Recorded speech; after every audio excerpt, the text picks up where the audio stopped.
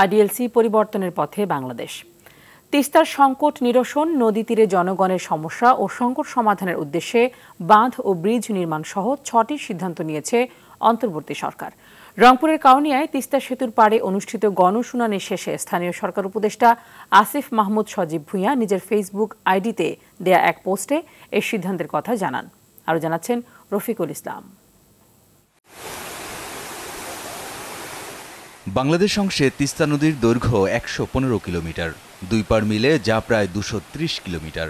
নদী তীর ও তীরবর্তী মানুষেরা জর্জরিত নানা সংকটে। কুড়িগ্রাম জেলার রাজারহাট, উলিপুর ও চিলমারী উপজেলা অংশে রয়েছে একটানা দীর্ঘ ভাঙন আছে লালমনিরহাট, নীলফামারী, রংপুর, গাইবান্ধাতেও। বর্ষা মৌসুমে বন্যা আর শুষ্ক মৌসুমে খরা, এ যেন তিস্তা পাড়ের জনপদের অমোঘ নিয়তি।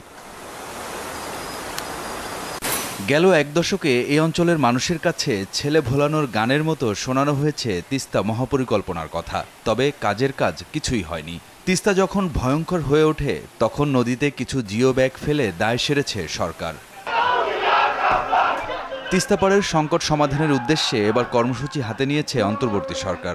গেল রোববার রংপুরের কাউনিয়ায় অনুষ্ঠিত হয় তিস্তা নিয়ে করণীয় শীর্ষক গণশুনানি। এতে উপস্থিত ছিলেন সরকারের দুই উপদেষ্টা সৈয়দা রিজওয়ানা হাসান ও আসিফ মাহমুদ সজীব ভুঁইয়া।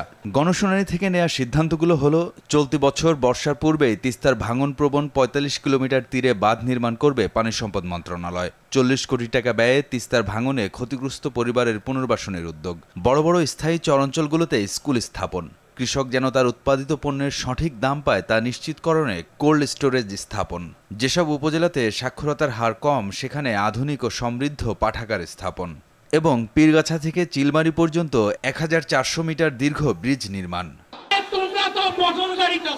এই সিদ্ধান্তগুলো দ্রুত বাস্তবায়ন করা হবে বলে জানান স্থানীয় সরকার উপদেষ্টা আসিফ মাহমুদ সজীব ভুঁইয়া। পীরগাছা থেকে চিলমারী আপনাদের দীর্ঘদিনের দাবি একটি সংযোগ ব্রিজ করা। অন্তর্বর্তীকালীন সরকারের সময়ে সেই ব্রিজের কাজের উদ্বোধনটা আমরা করে দিয়ে যেতে চাই। উত্তরবঙ্গের বিভিন্ন স্থানে কোল্ড স্টোরেজ স্থাপন করব, যাতে উত্তরবঙ্গের কৃষকেরা তাদের কষ্টের ঘামে অর্জিত ফসলের সঠিক মূল্য পায়। অবকাঠামোগত উন্নয়নের ক্ষেত্রে বৈষম্যের শিকার এই অঞ্চলের বৈষম্য দূর করা হবে বলেও প্রতিশ্রুতি দেন আসিফ মাহমুদ সজীব ভুঁইয়া। অঞ্চল ভিত্তিক বৈষম্যের শিকার হয়েছে সেই অঞ্চলগুলোকে বিশেষভাবে নজরে রেখে প্রকল্পগুলো বাস্তবায়ন করব। রফিকুল ইসলাম, আরটিভি, ঢাকা। ছোট্ট একটা চাকরি করেও নিজের একটা বাড়ি করার স্বপ্ন দেখছি, কারণ সেই স্বপ্ন পূরণে আমার ফাইন্যান্সিয়াল পার্টনার আইডিএলসি দিয়েছে সহজ লোন।